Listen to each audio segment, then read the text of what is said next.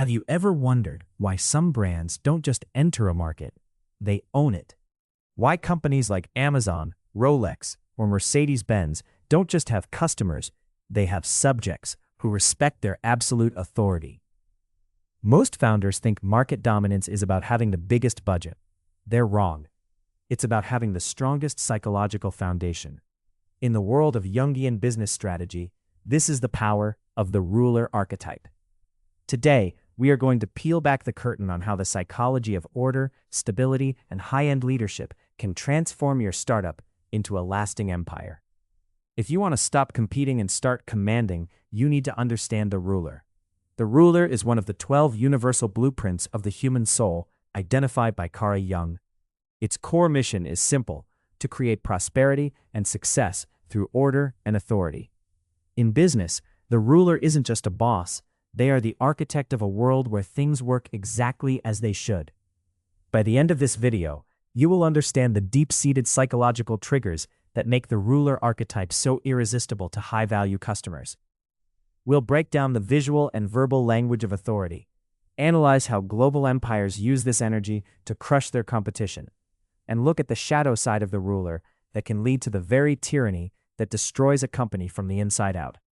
At the heart of the ruler archetype is a fundamental human need, the need for stability and control. In a chaotic, unpredictable world, people naturally gravitate toward entities that project absolute certainty.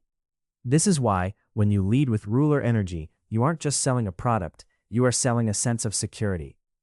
For a founder, the ruler energy is what allows you to scale. While the hero is busy fighting battles, the ruler is busy building the systems that ensure the war is already won. The ruler's strength lies in mindset alchemy, the ability to take the raw materials of a business and organize them into a structured, high-performing empire. If your brand feels generic, it's often because it lacks this authoritative soul. When you embody the ruler, you tell the market, "I am the standard. Follow me." To the subconscious mind, certain visual signals scream authority before a single word is spoken.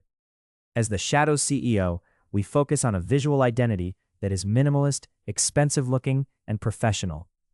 The ruler's palette is typically comprised of deep, regal colors, obsidian black, midnight blue, and of course, polished gold.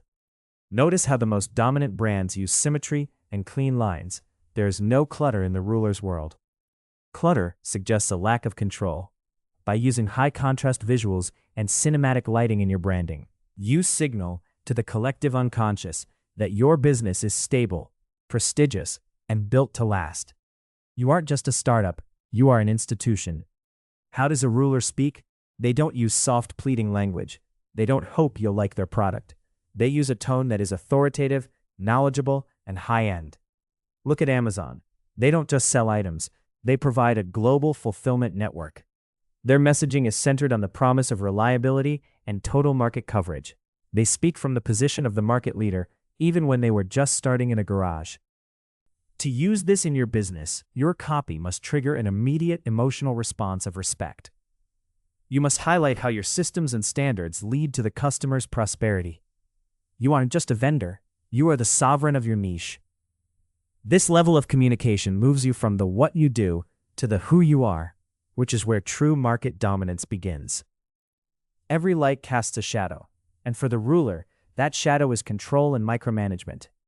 When the ruler archetype is out of balance, the desire for order becomes an obsession with control. This is the point where a leader becomes a tyrant. In this state, your high standards turn into an atmosphere of fear. Your team stops being creative because they are too terrified of making a mistake that would upset the king or queen.